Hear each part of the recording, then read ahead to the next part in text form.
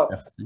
Je vais proposer maintenant à Frédéric de bien vouloir du coup prendre la parole pour nous présenter du coup l'expérience menée à Brest. Voilà, Frédéric, c'est à toi. Merci.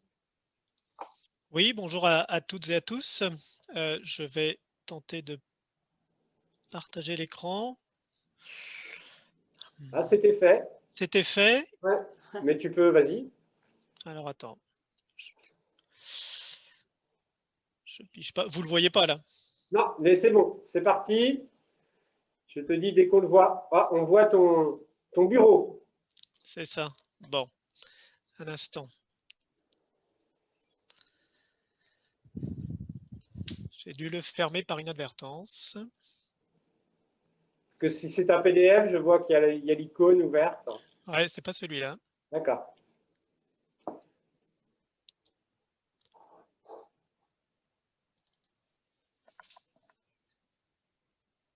On le voit. Voilà. Très bien. Vous le voyez, parfait. Voilà, donc bonjour à toutes et à tous. Donc, moi, je vais vous présenter un retour d'expérience qu'on a mené au niveau de l'hôtel de ville. Yuen en a fait référence tout à l'heure. Je vais plutôt insister sur la méthode, même si beaucoup d'entre vous connaissent un peu les principes du design, mais voilà, pour laquelle on a aussi apporté quelques particularités sur notre expérience. Je ne vous passerai pas une vidéo qui est très similaire puisque c'est le même concepteur que celle de Yuen, mais je vous enverrai le lien qui explique également la démarche en quelques minutes. Et pour démarrer, je dirais que rebondir sur ce dont Benoît a pu parler tout à l'heure autour de la symétrie des attentions. Et c'était quelque chose, on n'avait pas mis ces termes-là, mais sur lesquels on souhaitait vraiment insister bien sûr, en termes d'attention à nos usagers. Quand on engage une démarche comme celle-là, on pense d'abord aux usagers, mais on pensait aussi, bien entendu, à nos agents et à l'implication de nos agents dans la démarche, d'une part pour qu'ils s'approprient la démarche et d'autre part pour qu'on soit aussi bien attentif à leurs conditions de travail, puisque si il est essentiel que les usagers aient une bonne qualité de service quand ils sont accueillis dans notre mairie, il est essentiel pour nos agents qui passent toute la journée sur leur poste de travail, qu'ils s'y sentent bien également. Donc, quand on a démarré cette démarche, ça remonte un petit peu, c'était en 2017 et on se posait tout un tas de questions, non pas qu'il y avait le feu à la maison sur l'accueil de nos usagers. On accueillait globalement bien 500 usagers par jour à peu près dans notre hall d'accueil, mais on sentait qu'il y avait pas mal d'améliorations à y apporter sur l'orientation des usagers dans ce hall d'accueil, sur les conditions d'attente sur lesquelles on a beaucoup travaillé pendant cette expérience. On avait une problématique sécurité qui était également importante et qui nous était demandé de travailler de manière assez précise. Voilà, on a des agents de sécurité dans le hall d'accueil et donc il fallait aussi intégrer ce paramètre-là. Comment travailler sur la confidentialité, et on voulait aussi travailler sur l'atmosphère de ce hall d'accueil qui était très minéral pour le rendre plus chaleureux. Donc, nous aussi, on a eu le plaisir de travailler avec Damien Rofa du collectif DTA qui prendra la parole tout à l'heure. On n'a pas de compétences en interne sur le design de service et donc on a sollicité Damien pour nous accompagner. Et de manière assez classique, on a développé cette étape de design. Avec la particularité dans le cahier des charges, dans le deal avec Damien, on souhaitait pas avoir des solutions ou des résultats clés en main qui nous seraient rendus par Damien, mais on souhaitait vraiment impliquer des agents dans la mise en œuvre de ce dispositif de design. Et donc, on a constitué une équipe qu'on a appelée les exploratrices. Dans notre appel à volontaires, on n'a eu que des femmes. Et donc, c'était une dizaine d'exploratrices qui ont été impliquées tout au long de la démarche et qui ont été d'abord formées, outillées pardon, avec l'aide de Damien, sur comment faire des interviews auprès des usagers, construire des questionnaires pour interviewer nos agents, comment on fait de l'immersion, de l'observation, etc. Et pendant 4 jours, ces 10 exploratrices travaillaient par binôme, tantôt pour faire de l'observation en immersion dans ce hall d'accueil, pour voir un peu le parcours des usagers, les postures de nos collègues agents, des entretiens avec des usagers. C'est plus de 70 interviews usagers qui ont été recueillies sur ces 4 jours. Interviews agents, des visites apprenantes qui sont aussi très enrichissantes. Et on s'est autorisé à aller au CHU à Brest, à la gare routière, à la gare ferroviaire. On est allé aussi chez Orange, qui n'était pas très loin du hall d'accueil, et on a eu un très bon accueil. On n'a pas tout à fait les mêmes problématiques. On ne parle pas utilisateur ou usager chez Orange, on parle client. Mais par contre, on a néanmoins, dans la discussion, on s'est rendu compte qu'on avait des problématiques communes, et c'était intéressant aussi de pouvoir échanger avec cet opérateur privé, et qui nous a aussi inspiré pour la suite. Des ateliers collectifs qui étaient animés là par le designer, avec les usagers, avec des agents. C'était pas les mêmes ateliers. Et tout ça, ça a été réalisé sur 4 jours, comme je le disais. On s'est laissé le week-end pour mettre en forme l'ensemble de la matière. Et je dirais là, c'est aussi la plus-value du designer de service.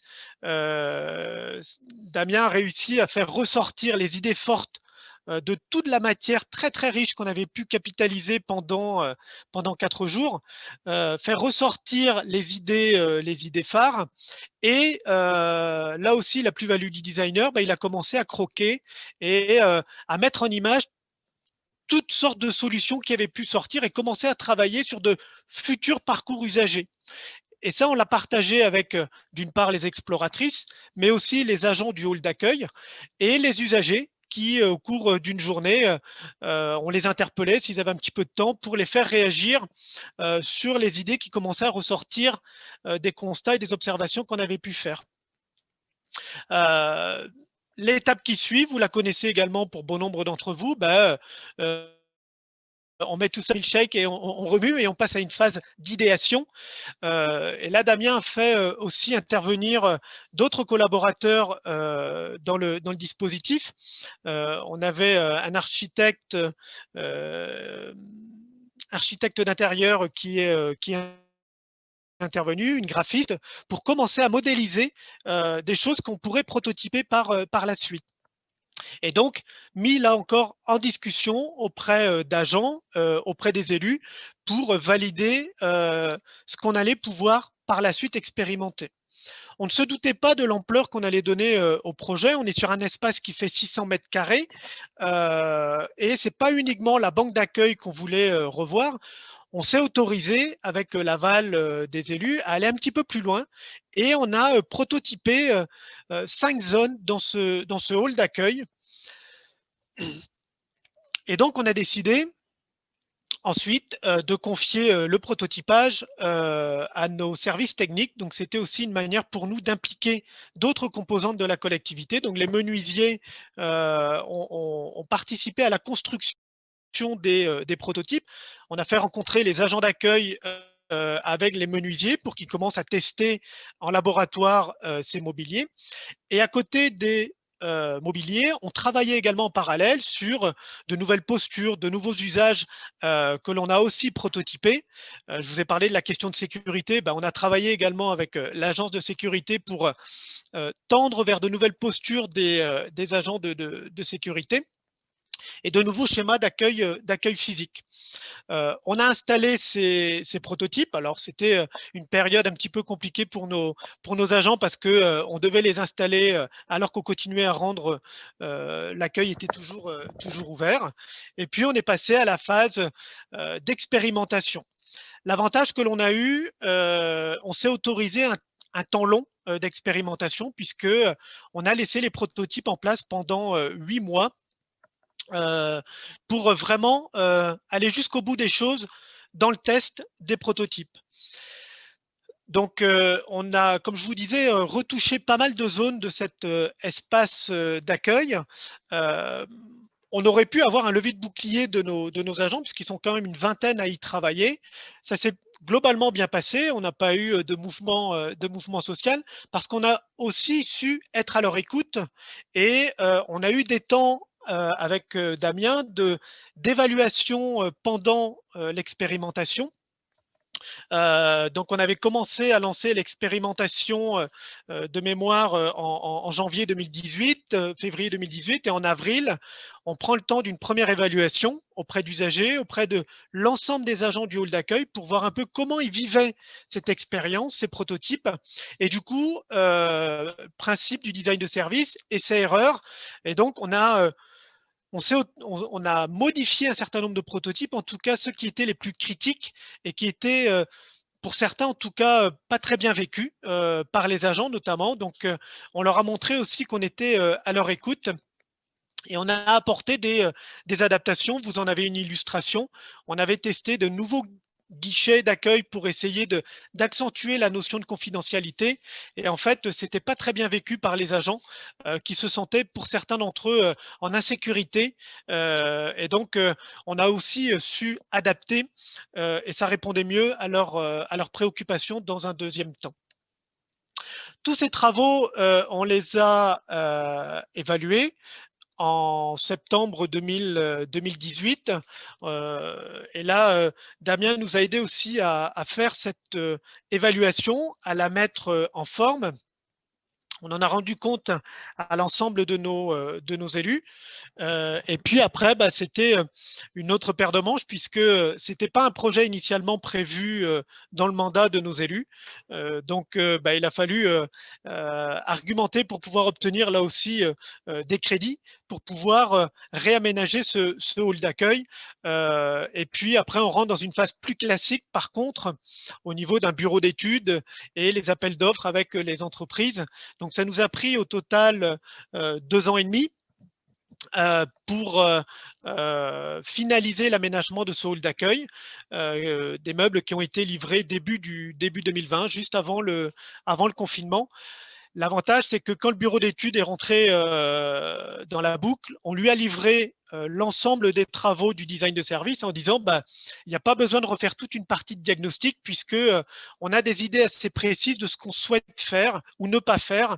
Et donc, on vous livre ce bilan à partir duquel on vous invite à travailler assez rapidement sur des esquisses. Alors, quelques mots peut-être en conclusion, hein, comme je pourrais aussi vous remettre le rapport qui avait été réalisé sur les avantages, les inconvénients, les enseignements qu'on avait pu tirer des différents prototypes.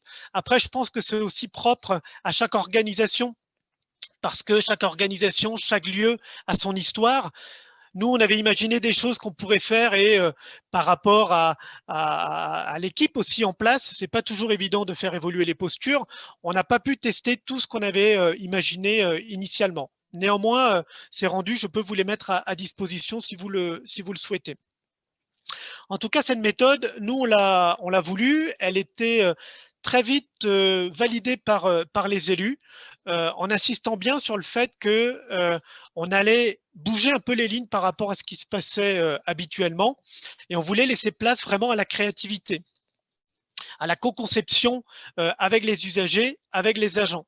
On a bien insisté sur cette notion d'efficience en disant c'est le droit à l'erreur et donc mieux vaut se tromper sur des prototypes que lorsque les meubles seront définitivement installés dans le hall d'accueil. On s'est trompé, mais on l'avait annoncé dès le début sur certains aspects. Hein.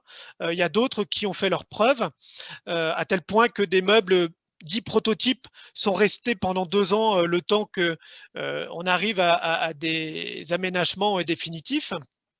Donc, on parle d'efficience parce que là, en effet, on avait testé des guichets, comme je l'expliquais tout à l'heure, qui étaient baptisés par les agents des cabanes, qui n'avaient pas été forcément très bien vécus par les agents.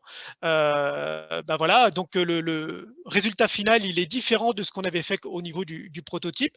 Voilà, on a on a été enrichi de nos erreurs. Sur le prototypage, c'était assez frugal hein, puisque on est parti de matériaux assez basiques, c'était des matériaux OSB, à partir duquel on a aussi tiré pas mal d'enseignements. Cette notion de bois était très bien perçue par les usagers qui voyaient bien que c'était de l'expérimentation, mais en disant c'est chaleureux. Donc, on a insisté sur ce paramètre-là pour l'aménagement définitif. Et pour nous, on est très attaché à la participation au niveau des usagers et des agents. Donc là, j'ai repris ce que Stéphane Vincent avait indiqué dans un article, Stéphane Vincent de la 27e région, et on s'est vraiment saisi de cette méthode comme un moyen, vraiment, et pas comme d'une fin en soi. Et enfin, cette méthode pour nous a été aussi un outil très mobilisateur, un outil managérial. C'est plus de 100 agents, plus de 120 agents qui ont été mobilisés durant cette expérimentation. Donc, ce n'est pas que les agents du hall d'accueil. Hein. Vous avez vu, on a impliqué également les services techniques et puis d'autres agents qui pouvaient fréquenter ces espaces. Et c'est aussi pour les collègues responsables au niveau de l'équipe d'agents d'accueil, un outil pour aider à la conduite au changement, petit à petit, les postures qui évoluent dans le temps. Voilà. Aujourd'hui, j'arrive à la conclusion et puis répondre à une question ou deux s'il y en a. Les enjeux qu'on a devant nous, on en a pas mal parlé. Je pense que une des prochaines présentations nous intéressera aussi, c'est l'impact du numérique. Benoît en a pas mal parlé tout à l'heure et les différents intervenants. On l'a prévu dans l'aménagement, en tout cas de pouvoir développer l'usage du numérique par nos usagers.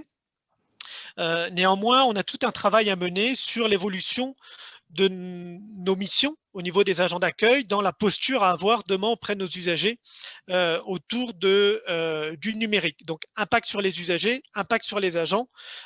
Et donc, en lien avec notre collègue qui participe aussi ce matin aux rencontres, Elisabeth, qui mène un projet autour de l'accès au droit et numérique, on va mener dans les prochains mois une réflexion pour faire évoluer là plus les missions et la posture de nos agents pour être plus proche de nos usagers sur cet accompagnement au numérique. Merci beaucoup Frédéric pour ce retour, voilà, ce témoignage effectivement très concret et très complet avec cette conclusion que du coup je n'ai pas besoin de synthétiser.